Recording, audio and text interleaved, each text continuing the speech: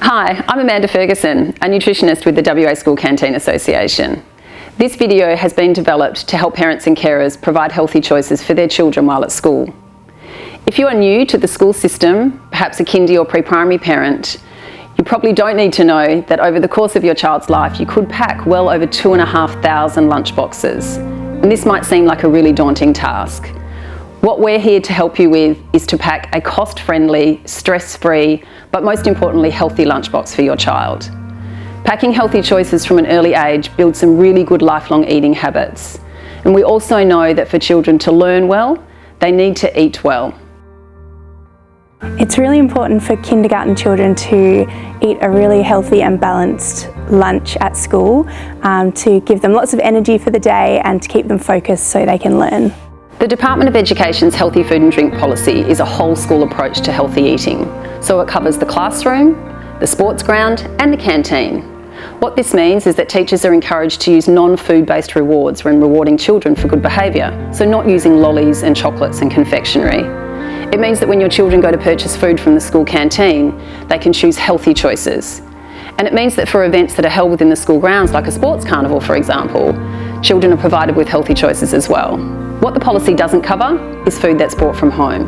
However, parents are encouraged to support the policy by providing healthy choices. This way they're also supporting their children's health.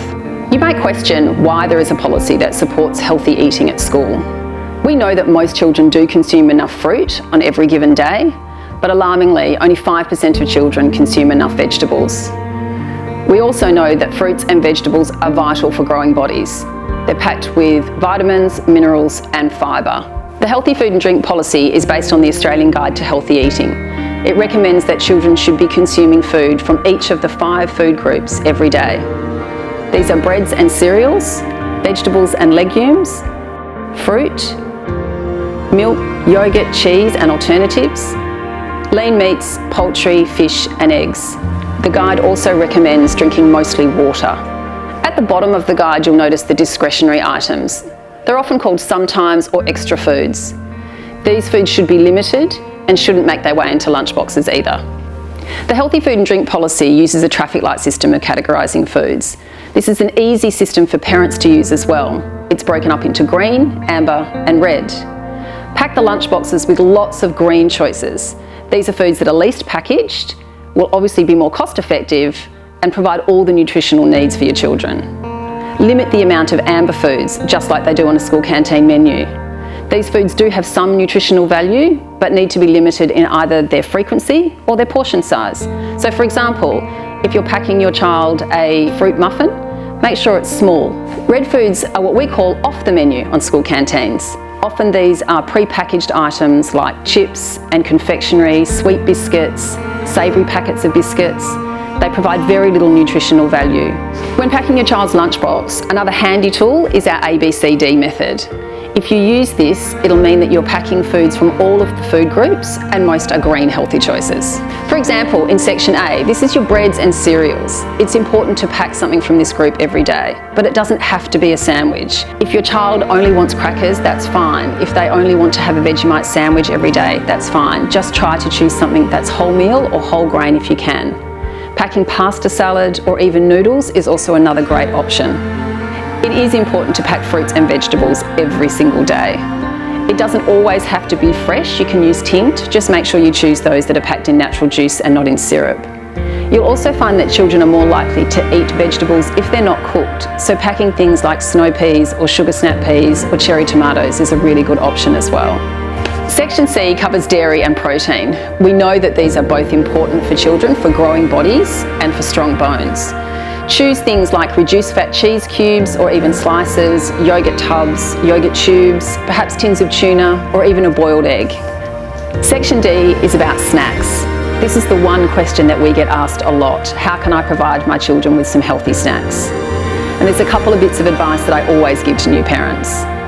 If you're going to purchase things like muesli bars, avoid anything that contains types of chocolate or confectionery. If you're going to choose savoury snacks like crackers, avoid anything that's highly flavoured. And then straight away you're going to be making healthier choices. Instead, choose things like air popped popcorn. You can make this at home and it's far more economical as well. Add some whole grain cereal to it and perhaps some dried fruit. Make pikelets at home. Team some whole grain rice crackers with some cheese slices or perhaps some dip. And remember, water is the best choice and the only drink that your child needs while they're at school. The best things that I've seen in a lunchbox are lots of healthy fruit and vegetables. It really helps if the parents cut it up for the children to make it easier for them to eat and be independent at recess and lunchtime. And remember, being practical doesn't mean that the lunchbox has to be boring. There's nothing better than a lunchbox that's packed with fresh, tasty food. Have a practice run at home before their first day. It's amazing how many little people can't open those containers that you've lovingly packed. Don't overfill it. Let your child be the guide. Often children will eat everything that you've packed just because they don't want to disappoint you, even if they're not hungry. Schools have guidelines in place to keep children with food allergies safe. We call these allergy-aware schools. For you as parents, what this means is that you're encouraged not to send foods to school that are high risk. Things like peanuts and tree nuts, or spreads that contain these items. For individual policies, check with your school.